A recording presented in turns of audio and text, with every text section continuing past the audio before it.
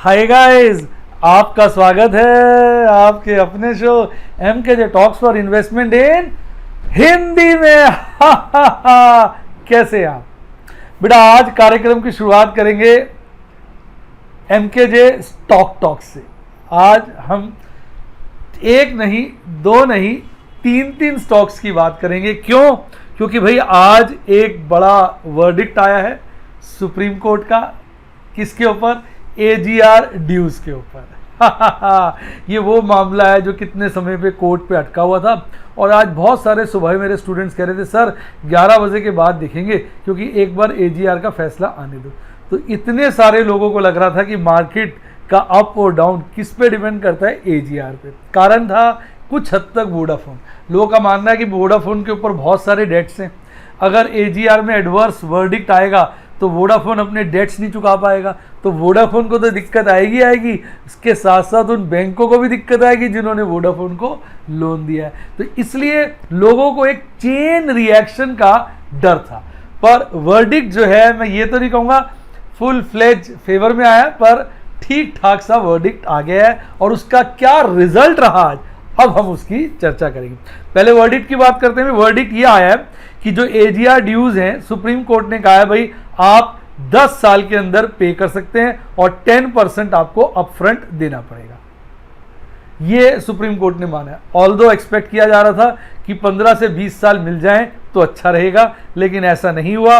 10 साल का time frame fix किया गया है और जो है सुप्रीम कोर्ट को ये लगा है कि भाई 10 साल में दिया जाएगा और 10% अपफ्रंट, ये उनको रीजनेबल लगा है। इसके चलते ये माना जा रहा है कि भाई आपका जियो और एयरटेल, इनकी बल्ले बल्ले हो गई, इनको प्रॉब्लम नहीं आएगी, इनकी समस्याएं दूर हो गई, इनकी मौज हो गई, इनको फायदा हो गया। पर वोडाफोन की दिक्कत कुछ ज़्यादा गंभीर है, उसके ऊपर डेट का क्वांटम ज़्यादा है। अगर 20 साल मिल जाते तो अच्छा था, 10 साल की वजह से वोडाफोन के ऊपर प्रेशर बना रहेगा। और अगर वोडाफोन के ऊपर प्रेशर बना रहेगा तो उन बैंक्स के ऊपर भी प्रेशर बना रहेगा। किनके ऊपर? जिन्होंने वोडाफोन को लोन दिया हुआ है। तो इस बात के चलते आज रिजल्ट ये रहा, बाजार के अंदर जो आपका भारतीय एयरटेल है वो तो भाग खड़ा हुआ। मैं बताऊं, मैंने 3 उसके अंदर पुट्स बेची हुई थी, 3 पुट्टे बेची हुई थी, चौथी बेचने वाला था, मैं रुक गया था। मैंने 3 काफ़ी होती हैं, 3 पुट्टे बेची हुई थी और मैंने स्विंग ट्रेड के लिए भी शेयर खरीद रखे थे। और मैं देख रहा था कि और भी मन था खरीदने का, पर थोड़ा सा मैं भी रुक गया। मैंने कहा यार कुछ ढीला पड़ रहा है, ज़्यादा ढीला पड़ेगा तब देखेंगे। और बाजार भी आप देख रहे हैं, कल और परसों, कल में तो कितना गिर गया था और आज भी कुछ डमाडोल सा ही लग रहा था। इसकी चर्चा आगे हम करेंगे। तो इसके चलते मैंने पोजीशन 4 पे रिस्ट्रिक्ट रखा, अपने आप को नहीं करा, और चारों पोजीशन साहब लॉस में चल रही थी। पर वर्डिक्ट आने के बाद ऐसा पलटा मारा भारतीय एयरटेल के शेयर ने, भाई साहब 555 बिक गया जी, 555। फिर मेरा ख्याल 545 के आसपास क्लोज हुआ और मेरा ध्यान भारतीय एयरटेल पे और वोडाफोन पे था। वोडाफोन गिर गया। अब देखिए, बाजार के एक्सपर्ट्स की माने तो मैंने आपको एक्सप्लेन कर ही दिया। तो भारतीय की तो सारी पुट्टे जो है लॉस में चल रही थी कल तक। आज सारी ऐसी हरियाली छाई, ऐसी हरियाली छाई, जो पोजीशन का लॉस में आ चुकी थी सारा का सारा, आज सारा का सारा ग्रीन में आ गया। तो साहब मोरल ऑफ द स्टोरी ये है कि आपको अच्छे शेयर ही ढूंढने पड़ते हैं और पेशेंस रखना बड़ा जरूरी है, तभी आप इस गेम में कामयाबी पा सकते हैं। बाकी खेल सारा पोजीशंस का है। इस चीज़ की कोई गारंटी नहीं कि आज एयरटेल चढ़ा है तो कल भी चढ़ा रहेगा, कल नीचे आ सकता है। फ्यूचर रिटेल को देख लो, कल बाजार गिरा हुआ था, बाजार में हाहाकार था और फ्यूचर रिटेल अपर सर्किट में फ्रीज पड़ा था। और आज बाजार टिका हुआ था, बाजार में तेजी थी, बाजार उठ रहा था और फ्यूचर रिटेल आज भाई साहब 12-13% गिरा पड़ा था। तो ये शेयर बाजार है, पोजीशनों का गेम है। यहाँ पोजीशनें बनती हैं और कटती हैं, उसके हिसाब से प्रॉफिट और लॉस होता है। तो शॉर्ट टर्म में पोजीशन का गेम है, जिसको हम टेक्निकल्स भी कह देते हैं। तो इन सब बातों का ध्यान रखना पड़ता है। पर हाँ, अगर आप अच्छे फंडामेंटल शेयर्स में इन्वेस्टेड रहेंगे तो मेरा मानना है लॉन्ग रन में आप मार नहीं खा सकते। उम्मीद करता हूं इन तीनों स्टॉक्स का। अच्छा, अब थोड़ा रिलायंस की भी चर्चा करें। रिलायंस तो जब तक रिलायंस ऑयल के बिजनेस में था तो मेरा तो उसकी तरफ जो है एडवर्स इफेक्ट था, पर थोड़ा सा इफेक्ट में चेंज आया जब आपके फेसबुक ने पैसा लगाया। पर फिर भी इतना कॉन्फिडेंस नहीं था, भाई लगा दिया फेसबुक ने, पर इसका ऑयल का धंधा बढ़ा। पर रिलायंस तो शातिर निकला, उसने तो इतने सारा पैसा इकट्ठा कर लिया, उसने जियो और रिलायंस रिटेल के शेयर्स वो महंगे रेट पे बेच के उसने पैसा इकट्ठा कर लिया, और इस पैसे को वो फ्यूचर रिटेल ऐसी कंपनियां जो सस्ते रेट पे मिल रही है उन पे लगा रहा है। मतलब समझे आप, उसने अपना तो 100 का माल 150 में बेच दिया और दूसरों का 100 का माल 50 में ले रहा है, यानी अपना माल 150 बेच रहा है, दूसरों का 50 में ले रहा है, तो मोटा मुनाफा। तो रिलायंस को लेकर तो मेरा विचार बदल गया था। शुरू में मैंने 2 दिन उसके शेयर बेचे थे लगातार, उसके मैंने टारगेट रखा हुआ था 10-10, मेरे पास हजारों शेयर पर 10-10 2 दिन शेयर बेचे, पर तभी मुझे लगा इसके अंदर गर्मराहट आ गई है, मैं तो अपना रुक गया। आपको पता है मैं पेशेंस से चलता हूँ, मैं ये नहीं सोचता हूँ भाई आर या पार, मैं कहता हूँ भैया थोड़ा रख लो थोड़ा बेच दो। तो 20 शेयर बेचने के बाद मैं रुक चुका था, और उसके बाद आपके रिलायंस ने पलटी मार ली। मैंने इसके राइट्स के भी कुछ शेयर बेच दिए थे, एक जिसमें सबसे ज़्यादा शेयर आया था वो तो लॉट मैंने बेच ही दिया था राइट्स का, ठीक ठाक मुनाफा हो गया था। लेकिन उसके बाद मैंने बाकी सब शेयर अकाउंट्स में राइट सप्लाई कर दिए थे, जहाँ 1-1 2-2 आए थे, तो वो भी काफ़ी सारे इकट्ठे हो गए। तो ओवरऑल रिलायंस में पोजीशन अच्छी थी। फिर मेरा विचार चेंज हो गया, तो मैंने इसकी पुट्टे बेचनी शुरू कर दी। तो अब आप में से बहुत लोग कहते हैं रिलायंस को किस रेट पर खरीदा जाए, कोई जवाब नहीं है। रिलायंस की फेयर वैल्यू निकालना ही बड़ा मुश्किल हो गया। क्यों? रिलायंस के अंदर रिलायंस जियो है, रिलायंस रिटेल है, अब इस रिलायंस रिटेल के अंदर फ्यूचर रिटेल भी समा जाएगा, फ्यूचर एंटरप्राइज भी समा जाएगा, पता नहीं ना जाने किस किस तरह का उसमें पैटर्न बन गया है। और जब इन कंपनियों की लिस्टिंग होगी तो पता नहीं कितनी वैल्यू अनलॉक होगी, कितनी गिरेगी, कितनी बढ़ेगी। तो ये है कि भी ओवरऑल रिलायंस अच्छा लग रहा है। मोटा मोटा मैं तो ये देखता हूँ कि जब अपने वो पीक से गिरेगा तब मैं इसमें अपनी स्विंग ट्रेडिंग की पोजीशन बनाऊंगा, उससे पहले तो मैं पुटों के द्वारा ही काम करूंगा। और अगर एक आध पुट इन द मनी हो गई तो ले लेंगे डिलीवरी, 10 लाख रुपए के आसपास की इसकी डिलीवरी पड़ेगी। तो उम्मीद करता हूं आपको मेरा असेसमेंट सारा रिलायंस को लेकर, भारतीय एयरटेल को लेकर, वोडाफोन को लेकर अच्छा लगा होगा। अच्छा लगा है तो अपना अंगूठा लगा दीजिए लाइक के बटन पर, और मेरे को कमेंट में लिख के बताइए कि आपको आपका क्या विचार है इन तीनों कंपनी के बारे में। आइए बात करते हैं बाजार आज। भाई बाजार में बड़ी वोलेटिलिटी रही। पहले बात करेंगे निफ्टी बैंक की। आपके सामने चार्ट आ गया, डे का चार्ट आप देखिए तो कि सही कैसे ऊपर नीचे ऊपर नीचे ऊपर नीचे, चार्ट साफ दिखा रहा है कि आज का दिन वोलेटिलिटी भरा था। अब मोटा मोटा मैं आपको डेटा समझाता हूं। कल बाजार बंद हुआ था 23,754 के ऊपर, 23,754 पे आपका निफ्टी बैंक बंद हुआ था। आज खुलता है एक हल्की सी गैप ऑफ ओपनिंग के साथ 23,893, 23,893। खुलने के बाद ही एक पीक बना लेता है 24,199 की, फिर गिरता है थोड़ा और नीचे के रेट में काम करता रहता है, फिर एकदम झटके से गिरता है, एक बॉटम बनाता है 23,473 का, फिर ऊपर चढ़ता है, फिर गिरता है, फिर एकदम तेज हो जाता है, फिर गिरता है, फिर चढ़कर बंद होता है 23,812 पर। और यानी ओवरऑल फ्लैट ही बंद हुआ मोटा मोटा देखें, क्योंकि वैसे तो 0.24% बढ़कर बंद हुआ है, यानी 57 पॉइंट्स की तेजी के साथ। पर इतनी थोड़ी सी तेजी आप फ्लैट की तरह ही इसको रिगार्ड कर सकते हैं। आइए अब बात करते हैं किसकी, इसके कंपोनेंट्स की। तो साहब इसके कंपोनेंट देखिए, आज ज़्यादातर शेयर इसके लालियाली में थे। 12 में से 4 शेयर हरियाली में थे और 8 शेयर लालियाली में थे। सबसे ज़्यादा तेजी आज एसबीआई में देखने को मिली और सबसे ज़्यादा गिरावट बैंक ऑफ बड़ौदा में देखने को मिली। अगर इंडसइंड की बैंक बात करें तो भैया आज ये बड़ा वोलेटाइल रहा, शेयर नीचे में 600 से नीचे बिक गया और ऊपर में बड़ा अच्छा 700 के आसपास पहुंच गया था। पूरा 700 तो नहीं पहुंचा था, पर ओवरऑल बड़ी हाई वोलेटिलिटी शेयर के अंदर आज देखने को मिली। तो ये था आपका ये चर्चा निफ्टी बैंक की। आइए बात करते हैं आपके प्यारे राज दुलारे देश की शान आन बान शान की, वो है निफ्टी 50। आप निफ्टी 50 का चार्ट आ गया, आप देखिए इसमें भी सारा दिन वोलेटिलिटी बनी रही, ऊपर नीचे ऊपर नीचे ऊपर नीचे काम होता रहा। आइए थोड़ा डीप में चर्चा करते हैं। भाई बात करें इंडेक्स की तो कल निफ्टी 50 बंद हुआ था 11,387 पर। आज एक गैप अप ओपनिंग के साथ ठीक ठाक सी 11,464 पे खुलता है, फिर तेज होता है, फिर गिरता है और आज का बॉटम बना लेता है 11,366 का। उसके बाद बढ़ता जाता है बढ़ता जाता है बढ़ता जाता है, एक पीक बनाता है 11,553 की, पर उस पर टिक नहीं पाता, फिर गिर जाता है खासा नीचे और उसके बाद फिर चढ़कर 11,470 पे बंद होता है। निफ्टी बैंक के मुकाबले ज़्यादा तेज बंद होता है, लगभग 0.25% यानी 0.73% की बढ़त के साथ हमारा ये इंडेक्स बंद होता है लगभग 83 पॉइंट्स चढ़कर। तो ओवरऑल निफ्टी 50 ने तो कंपैरेटिवली आज अच्छा खासा रिकवरी दिखाई है।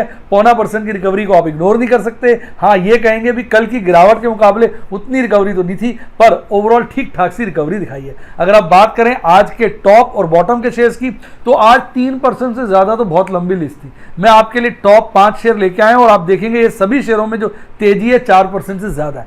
सबसे ज्यादा तेजी भारतीय एयरटेल, मैंने जिसका गुणगान किया, ये बंद हुआ 546 पे, पर ये 555 तक आज बिक गया था। इसमें लगभग 6.5% की तेजी देखने को मिली। उसके बाद JSW steel, Hindalco, Bajaj finance, Asian paints भी काफी तेज आज बंद हुए। इस बात करें ज्यादा गिरने वाले शेयरों की, तो सबसे ज्यादा गिरावट भारतीय इंफ्राटेल, देखिए दोनों भारतीय, टॉप पे भी भारतीय, बॉटम पे भी भारतीय। भारतीय इंफ्राटेल में सबसे ज्यादा गिरावट देखने को मिली और ये 180 के नीचे बिक गया था और वैसे बंद हुआ 188 के आसपास, लगभग 5% की गिरावट के साथ। मैं इसकी पुट बेचना चाह रहा था पर मेरा ध्यान थोड़ा भटक गया, तो इसकी पुट रहेगी। वैसे भी मैंने फ्राइडे, मंडे, ट्यूसडे बहुत ज्यादा काम कर लिया है, तो मुझे लगता है मुझे शांति से काम करना चाहिए। कहीं बाजार नीचे की तरफ गिर गया तो मेरी पोजीशन भी टाइट हो सकती है। ONGC में भी अच्छी खासी गिरावट देखने को मिली। एक्सिस बैंक हो गया, अदानी पोर्ट हो गया, टेक महिंद्रा हो गया, ये 5 शेयर थे जिनमें सबसे ज्यादा गिरावट देखने को मिली। हालांकि 3% से ज्यादा गिरने वाले मात्र 2 शेयर थे और 3% से ज्यादा चढ़ने वाले शेयरों की लिस्ट काफी लंबी थी। आइए अब बात करते हैं बाजार कल, और उसमें सबसे पहले टेक्निकल एनालिसिस। आज की कैंडल देखिए, कल की कैंडल देखिए, ऐसा लग रहा हाथी के सामने चूहा बिठा दिया। देखिए तो सही साहब, कल की कैंडल नहीं थी, कैंडला रुकना नहीं है, करते ही रहना, क्योंकि इतनी लंबी कैंडल आपने भी नहीं देखी होगी कभी। और उसके सामने आज की कैंडल की बॉडी देखिए, मरियल सी। आज की कैंडल की खूबी देखिए, बॉडी छोटी, विक्स लंबी। कल की कैंडल की खूबी देखिए, बॉडी लंबी, विक्स छोटी, बिल्कुल ऑपोजिट कैंडल बनी है। और आज की कैंडल भी कल की कैंडल के अंदर ही समा जाती है, अंदर ही फिट हो जाती है। अब आज की कैंडल को समझने की कोशिश करते हैं। छोटी बॉडी का मतलब और लंबी विक का मतलब, आज बाजार में खासी वोलेटिलिटी रही, बाजार को कोई डायरेक्शन नहीं मिली। अगर एक तरफ की विक लंबी होती तो हम सोचते हुए इधर इस तरह का काम हो, लेकिन दोनों तरफ की विक लंबी है। आप ध्यान से देखिए तो इसका मतलब यह है कि टाई जैसा गेम रहा। बाजार जहां खुला उससे बहुत ऊपर चला गया, बुल्स ने अपनी ताकत दिखाई, बेयर्स ने उसको झाड़ के नीचे लिया, बहुत नीचे चला गया, बेयर्स ने अपनी ताकत दिखाई, बुल उसको खींच के ऊपर ले गए और बाजार जिस रेट पे खुला था उससे ऊपर ही बंद हुआ। यानी ओवरऑल दोनों ने अपनी अपनी डायरेक्शन में तेजी दिखाई, पर उनको अपनी तेजी छोड़नी पड़ी, जो एक चीज की तरफ इशारा करती है कि बाजार अभी कोई डिसीजिव डिसीजन नहीं ले पा रहा है। बाजार अपने आप को कंसोलिडेट करेगा, बाजार अपने आप से कंफ्यूजन है। अब देखते हैं कल कैसा माहौल रहता है। आज AGR का वर्डिक्ट आया था, जिसकी वजह से भी बाजार में स्पेशली टेलीकॉम में थोड़ी सी हरकत बनी रही। आइए बात करते हैं MACD और RSI की। अगर MACD पे देखेंगे तो बेयरिश क्रॉसओवर आज बड़ा है। आज का लाल हिस्टोग्राम कल के लाल हिस्टोग्राम से बड़ा है, तो इसका मतलब कहीं ना कहीं MACD चार्ट पे आज बाजार में बेयरिशनेस बढ़ी है। RSI की बात करें तो RSI में आज मजबूती देखने को मिली है। कल RSI लगभग 54 के आसपास पहुंच गया था, आज RSI लगभग 60 के आसपास है। तो RSI के हिसाब से बाजार मजबूती की तरफ बढ़ा है। MACD के हिसाब से बाजार में अभी भी कमजोरी दिखाई दे रही है और कैंडल जो है वो कंफ्यूजिंग है, जिसका कुछ पता नहीं चल पा रहा। ऑल्दो कैंडल जो आज की है वो अपर हाफ बोलिंजर बैंड के अंदर ही बनी है, लेकिन बाकी उसमें कंफ्यूजन है। EM में से तो कैंडल खासी ऊपर है, अभी उसने उसको काटा नहीं है। तो ओवरऑल बाजार में टेक्निकल एनालिसिस मिले जुले संकेत दे रहा है। कुछ संकेत कह रहे हैं बाजार में इसमें तेजी आ सकती है, कुछ संकेत कह रहे हैं बाजार में गिर सकती है। इसी वजह से बाजार में कंफ्यूजन है। रिटेल इन्वेस्टर, छोटा इन्वेस्टर कंफ्यूज होकर डर के बैठा है कि भाई करूं तो करूं क्या, खरीदूं या बेचूं या रुका रहूं। तो देखते हैं कल बाजार क्या करवट लेता है। आइए बात करते हैं प्यारे प्यारे ऑप्शन चेन एनालिसिस की। भाई ऑप्शन चेन एनालिसिस में आज स्टेटस क्यों है। स्टेटस क्यों का मतलब होता है जैसा कल था वैसा आज है। भाई कोई खास परिवर्तन नहीं है, मैं गौर कर रहा हूं। अगर हम कॉल की बात करें, कॉल का ओपन इंटरेस्ट मैक्सिमम 12,000 पर है और सेकंड मैक्सिमम 11,500 है। दोनों लेवल पर कॉल का ओपन इंटरेस्ट हल्का हल्का गिरा है, यानी कहीं ना कहीं कॉल का ओपन इंटरेस्ट जो है थोड़ा सा ढीला हुआ है। पर कहो ना कहो जो रेसिस्टेंस है वो 12,000 और 11,500 पे बरकरार है। बात करें पुट के ओपन इंटरेस्ट की, तो पुट का ओपन इंटरेस्ट जो है अगर हम देखें, हाईएस्ट 11,000 पे और सेकंड हाईएस्ट 10,500 पे।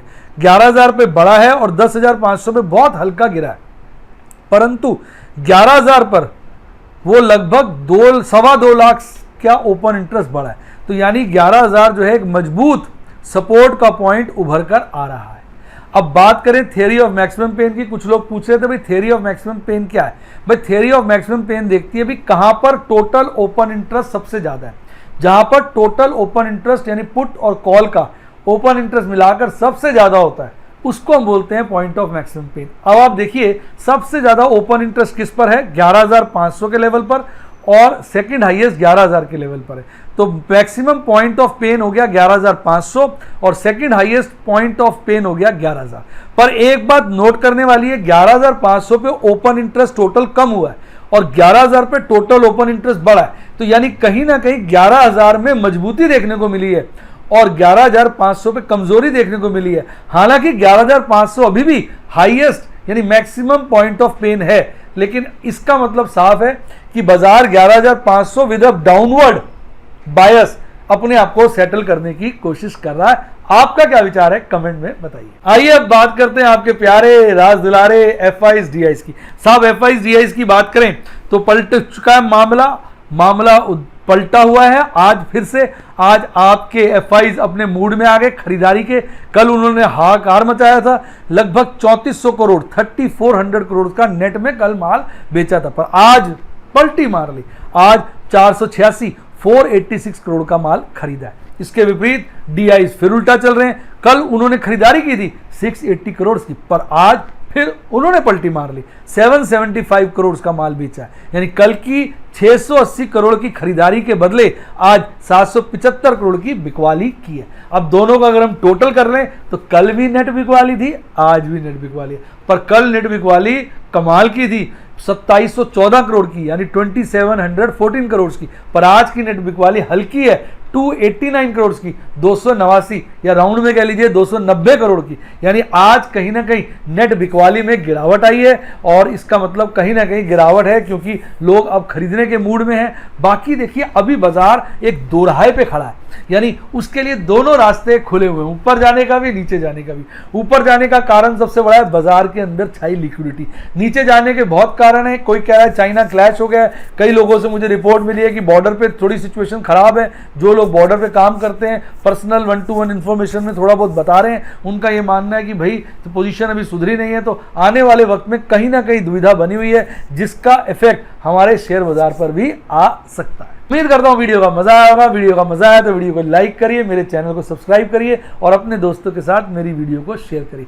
इसके अलावा अगर आप परफेक्ट बनना चाहें, आप स्टॉक एक्सचेंज की नॉलेज एक्वायर करना चाहें तो सब्सक्राइब के साथ ज्वाइन का बटन आ रहा है, दबा दीजिए। उसके बाद आप सिल्वर, गोल्ड, डायमंड, एमरल्ड और प्लैटिनम के मेंबर बन सकते हैं। एमरल्ड जो है वो प्लान है स्विंग ट्रेडिंग के लिए, वो लोग जो कुछ समय के लिए पैसा लगाना चाहते हैं। डायमंड है पोजिशनल ट्रेडिंग और लॉन्ग टर्म इन्वेस्टमेंट के लिए, और प्लैटिनम तो भाई साहब सब कुछ है। उसमें सबसे बड़ी खूबी है ऑप्शन चेन का, मैं उसमें काम करता हूँ। ऑप्शन में पुट और कॉल का जो मेरा फेवरेट है, दो चीज़ें, एक पुट कॉल और दूसरा स्विंग ट्रेडिंग। और लॉन्ग टर्म इन्वेस्टमेंट तो अनसेट बात है, वो तो करनी है। और अगर आपने सिर्फ एजुकेशन एक्वायर करनी है तो आप सिल्वर और गोल्ड के मेंबर भी बन सकते हैं, और बाकियों में आपको क्या है हायर लेवल की एजुकेशन मिलेगी। तो अगर आप यही सब चीज़ें व्हाट्सएप पे सीखना चाहें तो फ़ोन नंबर डिस्क्रिप्शन बॉक्स में है, वहाँ से आप मेरे व्हाट्सएप के सदस्य बन सकते हैं। वहाँ आप मेरे से व्हाट्सएप के थ्रू माध्यम आप मेरे से अपने डाउट्स, अपनी क्वेरीज पूछ सकते हैं, जिनके जवाब मैं साथ के साथ देता रहता हूँ। उसमें 2 प्लान अवेलेबल हैं, सफ़ायर और रूबी। सफ़ायर में सब कुछ है एक्सेप्ट फ्यूचर एंड ऑप्शन, और रूबी अल्टीमेट है, उसमें सभी कुछ है इंक्लूडिंग फ्यूचर एंड ऑप्शन। इसके अलावा अगर आपने डीमैट अकाउंट खुलवाना है, अगर आपने डायरेक्ट म्यूचुअल फंड में अप्लाई करना है तो सबके लिंक डिस्क्रिप्शन बॉक्स में आप जाइए, वहाँ से आप उधर अप्लाई कर सकते हैं। और अगर आपको अच्छी किताबें पढ़नी है तो उनका लिंक भी डिस्क्रिप्शन बॉक्स में। इसके अलावा सोचिए इसके अलावा अगर आपने मेरा ये वाला टेलीग्राम का चैनल ज्वाइन नहीं करा तो कर लीजिए। क्यों? क्योंकि जिसने इसको ज्वाइन किया उसकी लाइफ जिंगा लाला। देखिए आज मैंने इसमें आपके साथ एक अच्छा शेयर भी किया था। आज मैंने एक नए स्मॉल केस में काम किया था जिसकी मैंने स्क्रीनशॉट अपने टेलीग्राम चैनल पे शेयर भी की थी। इसी के साथ साथ bye bye, god bless you, happy investing, और आप शेयर मार्केट के बेताज बादशाह बने।